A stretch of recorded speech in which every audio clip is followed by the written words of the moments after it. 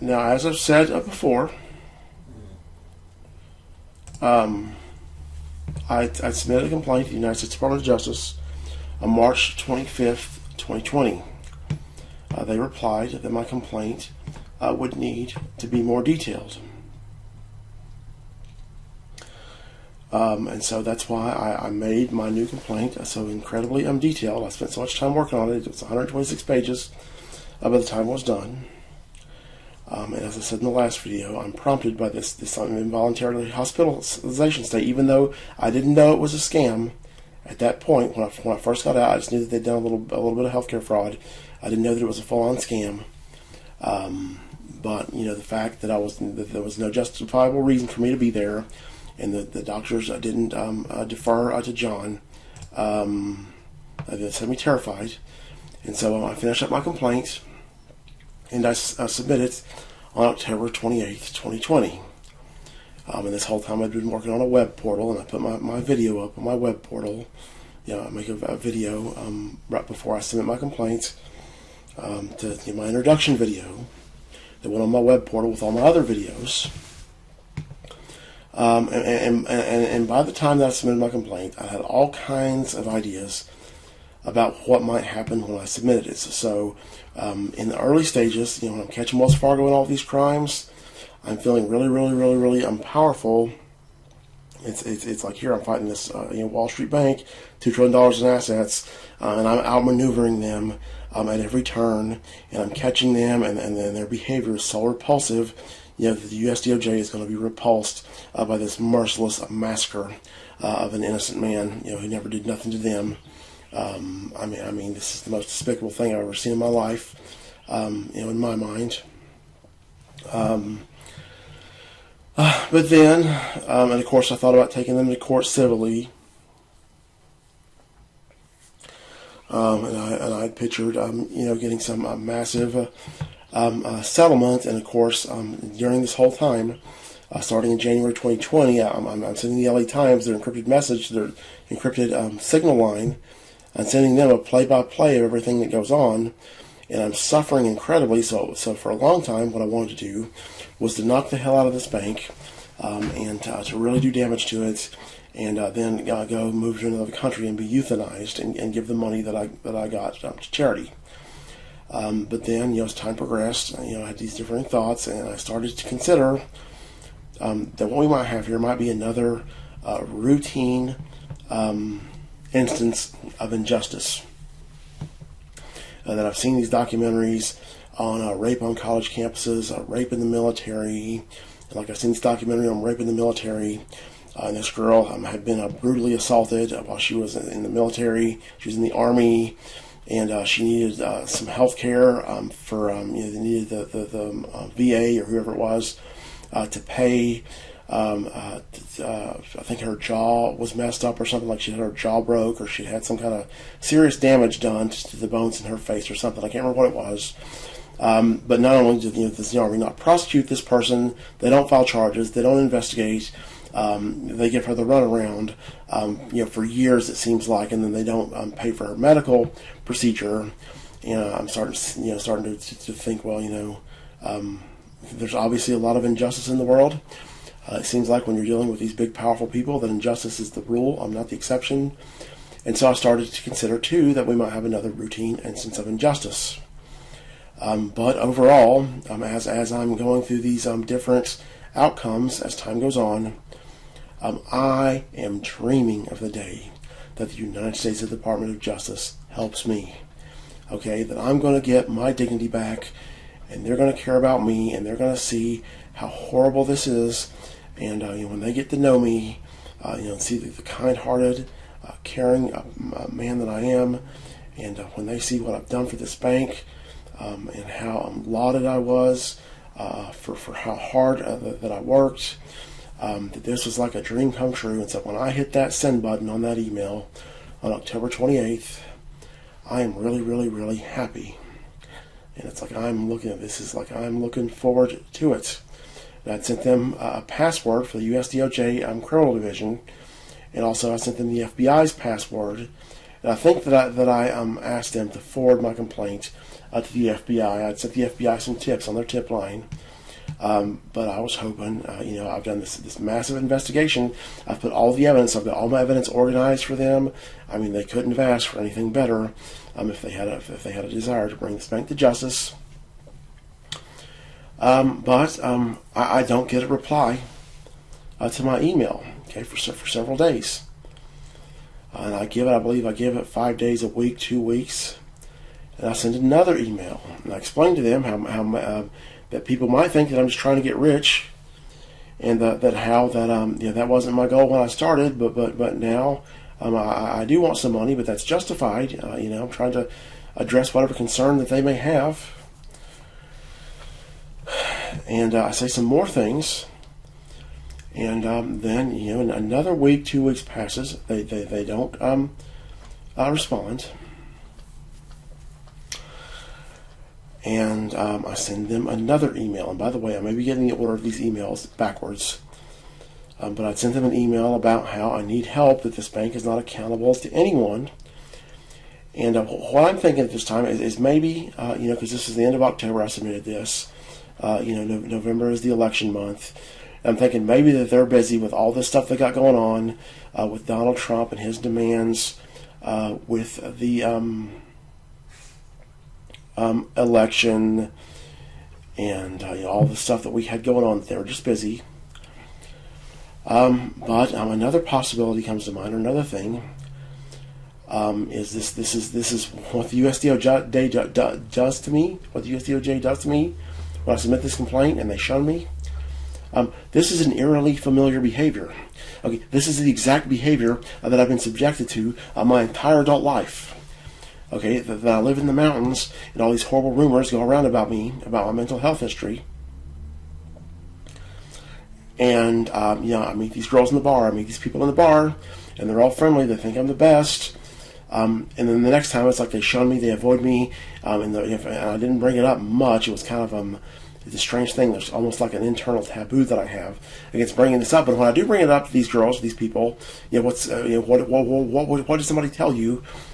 They won't tell me. Okay, it's like I get shunned. Okay, and then I go to Wells Fargo, and Jenny goes and finds out that I have a mental health history, tells it to the people at my work, and I'm immediately treated like I have a disease there, and everybody shuns me and won't talk to me. And here I'm sent to the United States Department of Justice a complaint, and they're shunning me and they won't talk to me.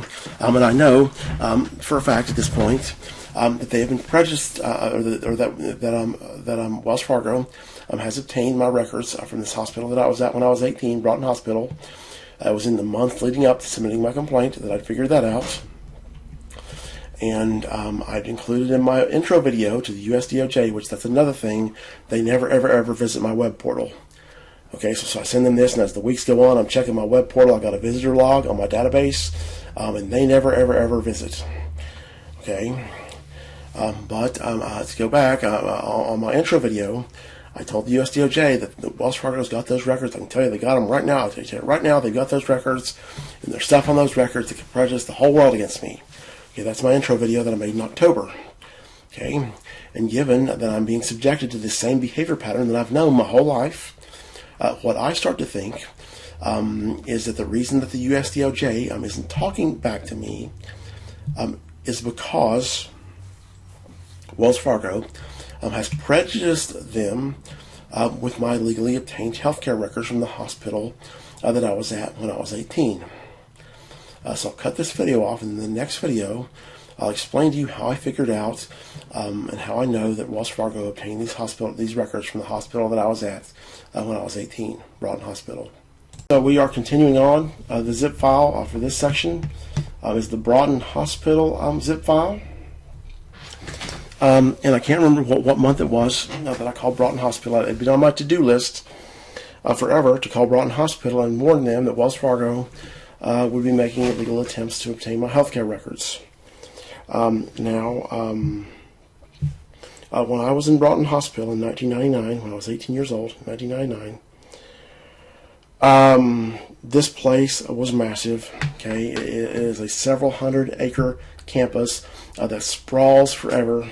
I would say $1 billion reconstruction cost. They had all of these buildings where they kept patients. They had this place called the Yards, which is like a recreation area out by the ward that I initially stayed in. They had other recreation areas. They had a library. I think they had multiple libraries. They had a video library where you could get VHS tapes to watch. They had fitness facilities. They had all these places where they had programs, that you could go there and learn this and learn that. As I understand it, they even raised their own livestock. When I first came there, one of the first things that I did is they go and have me measured, and they knit your clothes from scratch. Okay, so they knit you Wrangler branded blue jeans, Wrangler branded shirts from scratch. This place it's like it's self-sufficient, self-contained, almost like it doesn't even need help from the outside at all. Down to the point that they raise their own livestock. Now, the raising of the livestock, I think I learned that. Actually, I can't remember if I learned that while I was in the hospital or after I got out. This hospital being so massive, and they had every type of facility under the sun, and of course you have dentists there, so every kind of doctor that you could possibly need, that they've got there for every kind of health care that you could ever need. They got a sophisticated dentist, dentistry equipment, a dental place. They have dermatologists, the whole 9 yards. And so I pictured Broughton Hospital as having some very, very, very sophisticated healthcare records department. Just because of how massive this hospital was, how long it'd been there, and how they had every type of facility under the sun. So I picture them as being in a room with high-end computers, and they've got a top-notch security protocol, and then they are just ran, in a way that they cross every T and dot every I, that they're super, super secure. What I eventually find out when I call to talk to them, I talked to one of their technicians first, then I talked to a manager, and the people at Broughton Hospital are sitting there in their medical records department with a bunch of paper. Okay, they got a bunch of paper records. They don't have electronic records. They have paper records. They've got a bunch of printer paper. They got a fax machine and a printer. The only protection they have in place to see to it that your records aren't sent out is they have a protocol, which this manager brags to me about, saying they have to have a signed request with your signature on and a copy of your ID to get your healthcare records. Okay, so the line of defense that her hospital has is they have a policy. Okay, they have a policy about what you have to have to get records, and so this is presumably something to brag about, the fact that they don't just indiscriminately hand out your records to anybody that asks for them, that they have a policy. Okay, and none of this is audited, so they don't audit their paper. They don't audit the printer. They don't audit the fax machine. So for all they know, every single day their employees could be sending healthcare records out the door. They have no way of tracking that. Now, what it seems when I talk to them, it seems like that there's one main girl that does most of the sending out of the records, and her name is Melody Scott. Melissa Scott.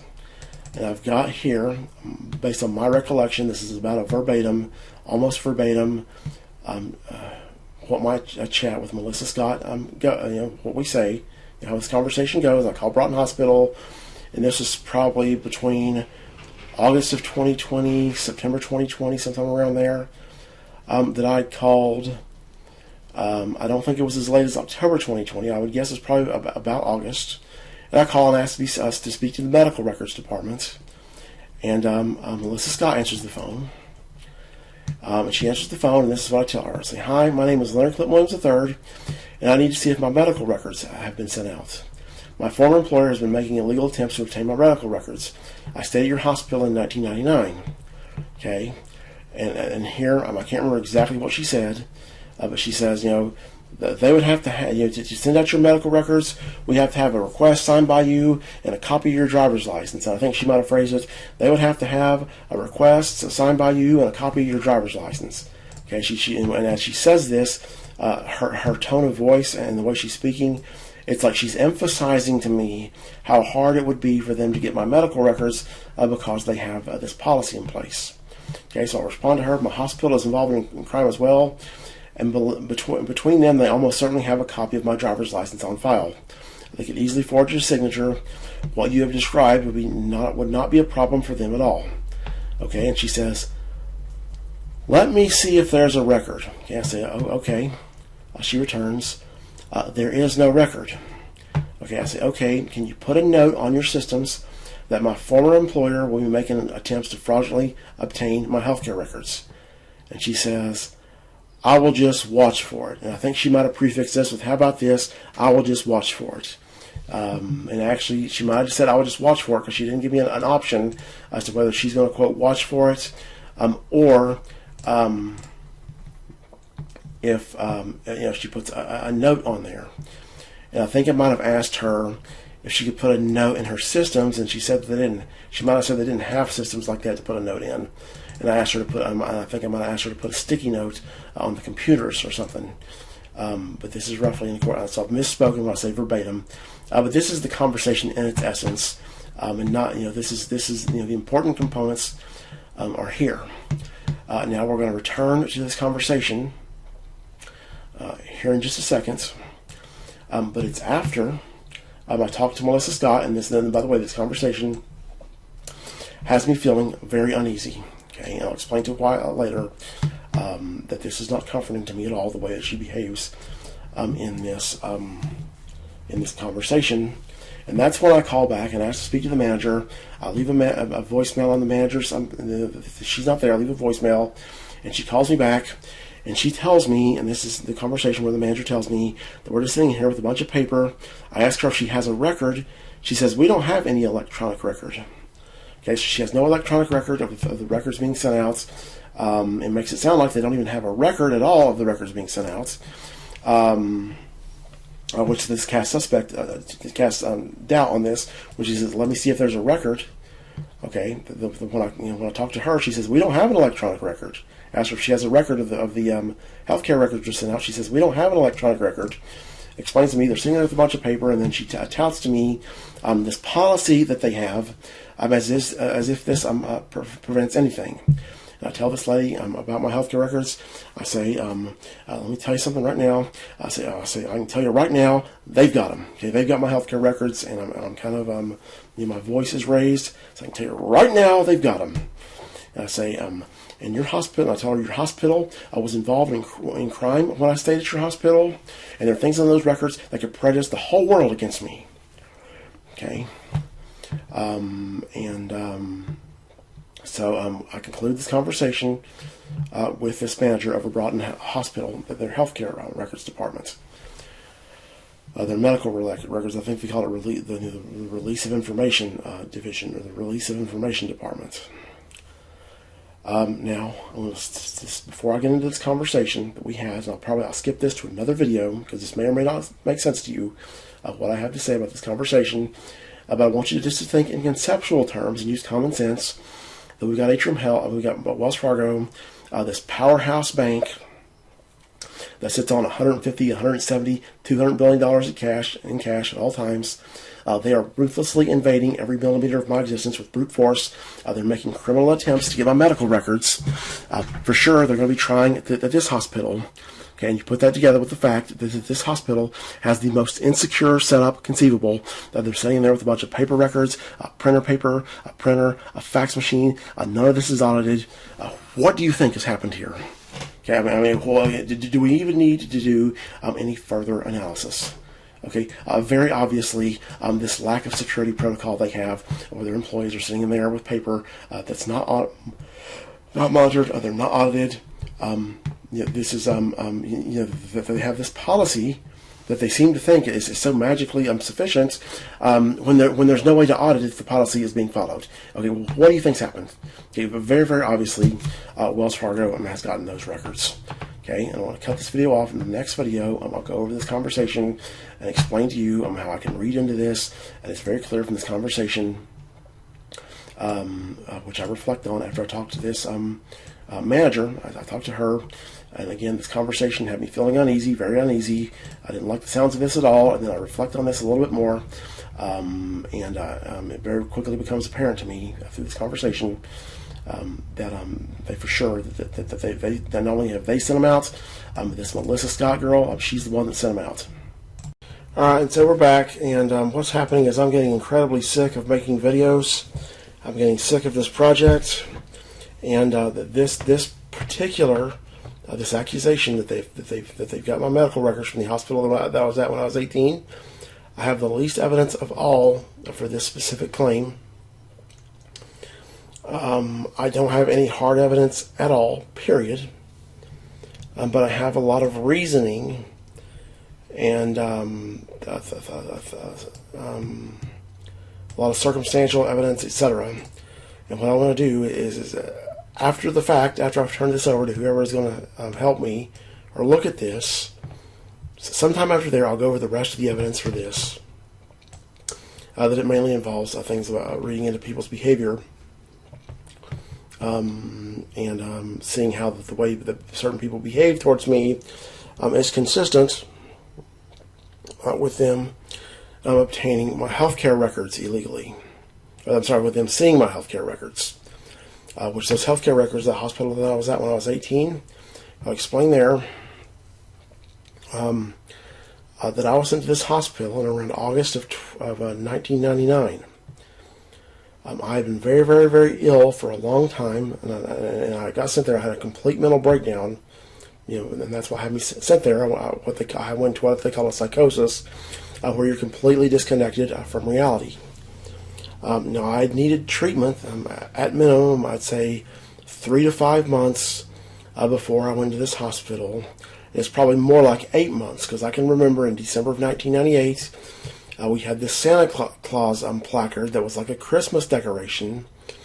And I can remember walking past this Santa Claus placard and hallucinating and seeing the Santa Claus placard's eyes following me around. Which that was around the time, I was around this time that I'd been using some of these hallucinogens. Around December of 98, sometime around there. Actually, it was before December 1998 that I've been using hallucinogens, and December of 98 was around the first time that I'd done LSD, if I can remember correctly. And that may not be accurate. I can't remember. But I'm leaving reality as of December 1998. Sorry. Wait a minute. Yeah, December 98. I'm already losing touch with reality. Now I start to behave really bizarrely. 3 to 5 months before I'm hospitalized, I start having these bizarre thoughts. And then what happens is in the preceding months, from that 3 to 5 month mark before I'm in the hospital, and in the months that follow, I start losing it big time. I get worse and worse off. And my solution was to party down. And of course, I didn't even really know anything that was wrong with me, but I'd be feeling bad. I'd be partying like hell, and smoking marijuana and using drugs, hallucinogens, stuff like this. And my friends also, very often, their solution was, that they didn't understand what was going on. It's like, man, Clint, he's been acting weird lately. He's been saying all kinds of crazy stuff and acting strange. And we need to party down with him. We need to get him wasted. And then as I got worse and worse off, they would say, Clint, you need to get some sleep, man. You need to sleep some more, and stuff like this. That they would do things that were more therapeutic. And that was towards the end. But what happens is I go further and further and further off the deep end. And it's about a month and a half, 2 months before I'm hospitalized that this starts, that I start getting into a state of extreme agitation. It's not like that I'm mad at anyone. It's just like it's uncomfortable to be alive, and I'm pissed off for no reason. It's incredibly, again, it's an extreme agitation, incredibly uncomfortable feeling that I just cannot bear to be alive. And my way of dealing with this is I self-medicate myself to death, mainly with marijuana.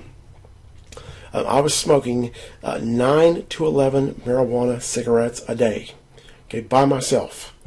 Okay, and there'll be times I would smoke more than that. I'd be smoking with my friends, and so I am pounding. I think might have been one time that I did some mushrooms. I can't remember, but I was pounding my system all day long with huge amounts of marijuana. And so by the time that I get to this hospital, I am freaking wreck. I mean, I am so far gone. It is beyond a description. The people at the hospital could tell just by looking at me, looking at the back. It's like I am just a goner. And I was screaming and ranting and raving. And of course, this is around the same time that I'd started to come to terms with my child abuse, the child abuse that I'd suffered.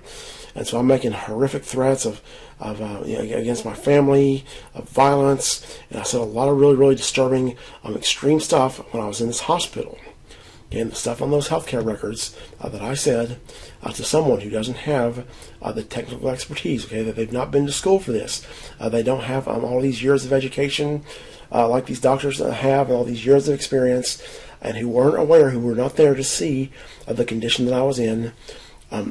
These things on these healthcare records that I said in this hospital could prejudice the hell out of somebody. Okay, any lay person that sees that, I mean, it is extraordinarily off-putting, and it'd be very, very easy to make me out to be dangerous, disturbed, sick, twisted. Every adjective you can throw in there.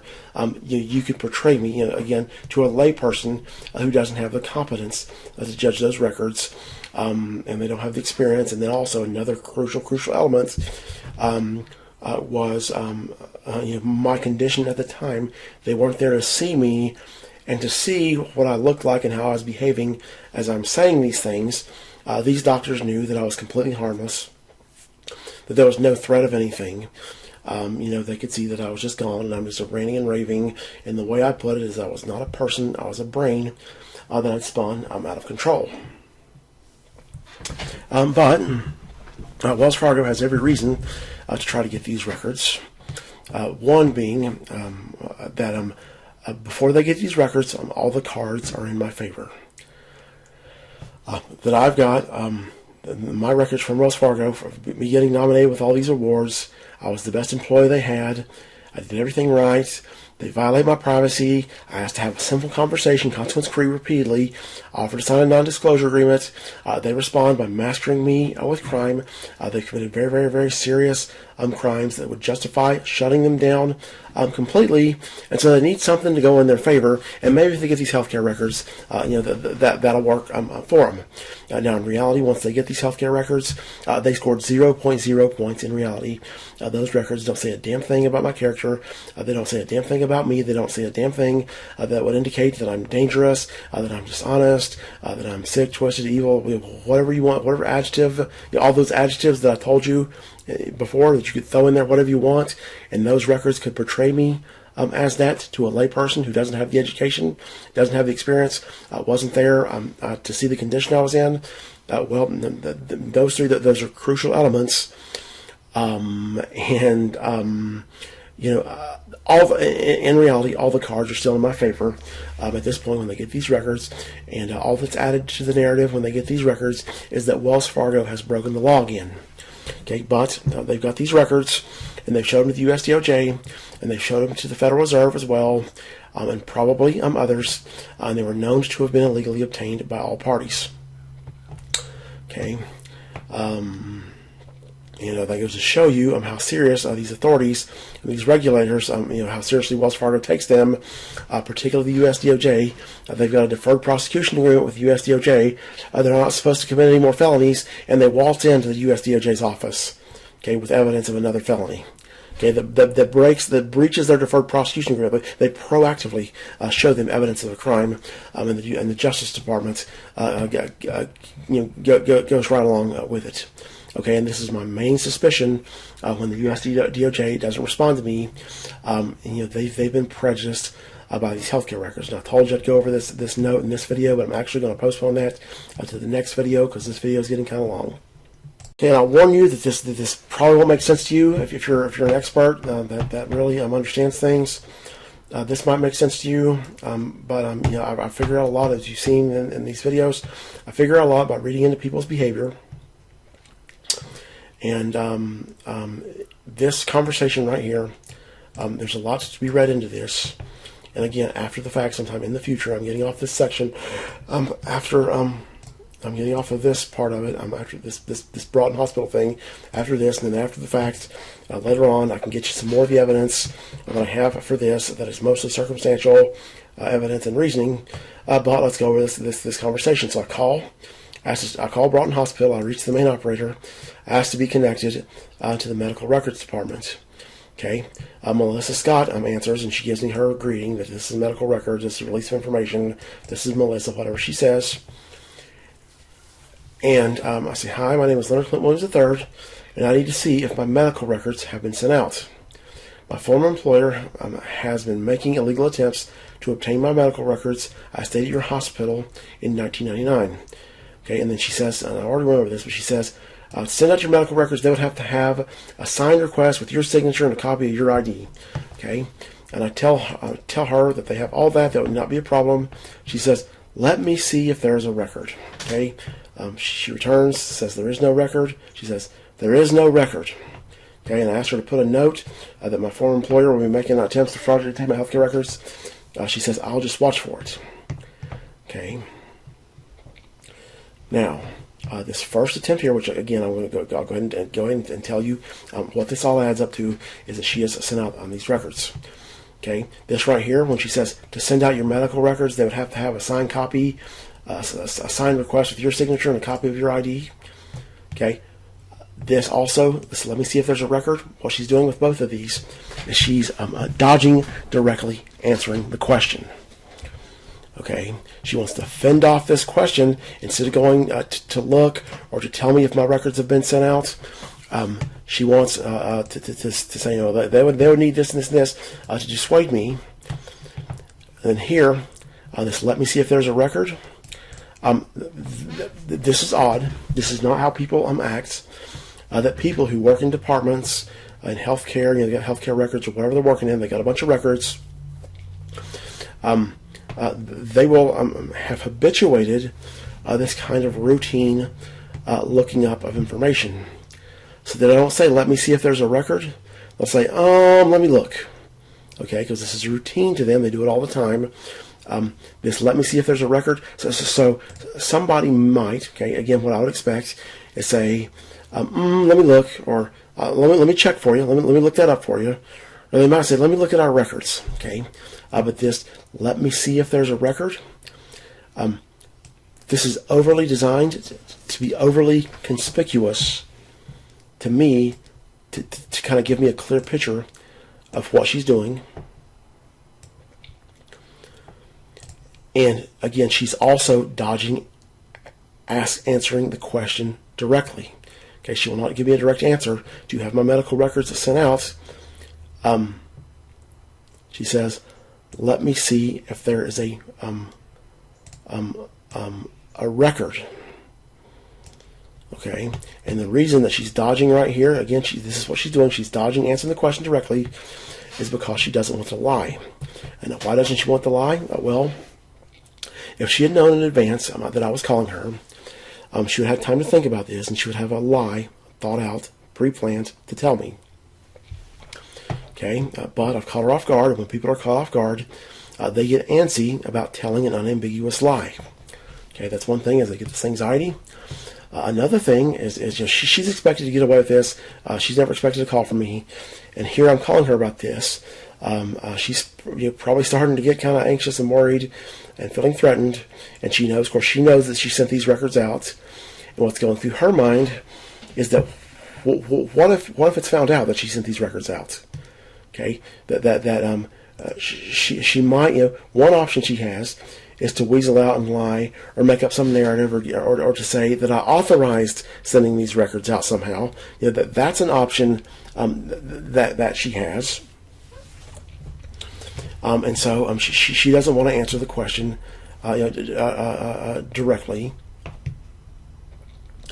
because if she says that she has sent them out, she's incriminating herself. If she lies to me and says that she never sent them out, then that hypothetical outcome that comes up, where we have conclusive proof that she sent them out. The fact that she lied to me takes away from the credibility of her claim. If she makes a later claim that she was authorized somehow. And again, she's thinking really, really fast. But those are the factors, okay? People get antsy when they're caught off guard about telling an unambiguous lie. And then that added factor is that, I've caught her off guard, and she hasn't had time to think about this. And she wants to leave the option open. She's thinking, if I ever get found out, I've got to be able to tell them, to give some rational reason, some legit reason that I sent these out, that he authorized them or whatever. Okay, and so she dodges the question. Okay, and then she returns. She says, there is no record. Okay, now notice here, she doesn't say they've never been sent out. She says there is no record. And what she's doing here is she's playing Wells Fargo's favorite game called I'm Going to Deceive You, but You Can't Call Me a Liar. And this is where you say something that is objectively true, that is technically correct, but is intended to deceive someone. Okay, she's expecting me to use this faulty logic that there is no record, therefore they weren't sent out. Again, this is a way for her to deny it without actually lying. Okay, and then I asked her if she'll put a note on her systems or I can't remember exactly what I said. I know I asked her to put a note in the systems. I think she might have said that she doesn't have a systems, that she doesn't have a notation system. And I asked her to put a sticky note, but that might have happened. But she says, I will just watch for it. Okay, so first off, this is suspect. The obvious implication of this, of not making a note, she's done something wrong. She's sent out my healthcare records to my former employer, and she doesn't want anything that's going to draw attention to this possibility, because that's going to get her in trouble. Okay, that's suspect. And then this, I will just watch for it. Okay, what this conveys is an otherwise unwarranted lack of skepticism that this is going to occur, that my former employer is going to try to get my medical records. You only watch for things that are certain to happen. Okay, so here she's given off, she's letting on to her level of skepticism that my former employer would actually do this, and what you would expect from someone who didn't know this, who didn't send out the records, doesn't know that they were sent out, didn't send them out. This will seem kind of out there to them. Okay, but they're not going to be convinced by this at all. This is strange, and of course, when people think stuff like this, most of the time it hasn't happened. So you'd expect them to say, if anything like that happens, I'll be sure to call you and tell you. Something like that. That the uncertainty and the uncertainty that this is going to happen would be reflected in their behavior. And this, I'll just watch for it again. You don't watch for something unless it's going to happen. That she seems to have no doubt that my former employer will do this. And why would she have no doubt? Well, because they've already done it. Okay, and again, you might want to go over this a couple of times, and it may be hopeless depending on who's watching this. It may be hopeless for you to understand what I'm saying. You've already noticed in these videos that I read into people's behavior, and I have quite an acute ability to figure out what people's up to and read into their behavior. And this is one example, and whether you can understand it or not, I would bet my life, any immortal soul that I have, on this right here, that she has sent out the records based on this, period. Okay, I have zero doubt. Okay, and I'm a skeptical person. I think scientifically, or at least try to most of the times. I don't go out on a limb. Okay, but I know for a fact. Okay, so why doesn't she say, I need to see if my medical records have been sent out? Why don't she say, well, let me look. Okay. Why doesn't she say that? Well, why does she try to tell me of how hard it would be for them to get my medical records? Why doesn't she just look? Okay. And then I tell her this. Okay, so now she goes and she says, let me see if there is a record. Okay, so she doesn't go and say, let me see if they've been sent out. Okay, let me see if there's a record. Okay, again, she's dodging the question of have they been sent out. And as I explained to you, people who routinely look up information. They will have habituated this routine looking up information, and she'll say, "Let me check that for you. Let me look. I'll go and see." Or at most, I'll say, "Let me look at our records, but let me see if there's a record. This is odd. It's overly conspicuous. It's overly designed to make it clear to me that what she's doing." It also, again, it dodges the question of where they sent out. She's not going to see if they're sent out. She's going to see if there's a record. Okay, there is no record. So notice how she has no internal logic that no record means they weren't sent out. So she doesn't say, "Hey, I just looked, checked our records. They haven't been sent out." Okay, and of course, the other element here is that this is kind of ridiculous in the first place, because I'm accusing them of, I'm accusing my former employer of making illegal attempts to obtain my medical records, which actually, no, I'll back that up. This is sort of reasonable, but I've got subsequent communications with these people that I've got recorded, where I accuse them of making, illegally sending my healthcare records out. And they tell me, "Well, we make a record of everything we sent out, and we've never sent out any records out to Wells Fargo. This is stupid. The notion that when if an employee illegally sends out someone's records, that they're going to make a record of it. Okay, that they're going to record, crime. Okay, but I want to get off this because, again, if you're an expert, you're fine-tuned, a psychologist, and maybe somebody else, I don't know. I don't know to what extent that anybody else can understand this. I would expect probably that not many people can, but this is how I determined that they sent out these records the first time. I knew for a fact, after I reflected on what this girl had said, I knew it for sure, and I was very, very, very uneasy for a lot of these same reasons. I hadn't thought about it in detail yet, but I was very uneasy after I talked to her. And then when I talk to this manager, and the manager tells me that they're sitting there with a bunch of paper records, printer paper and a fax machine, and paper that's not audited, and of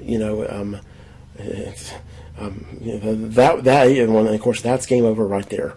To anybody that can reason, when you've got such a completely the most insecure setup conceivable, and you've got a bunch of above-the-law, wanton criminals with hundreds of billions of dollars trying to get these records, of course they're going to get them.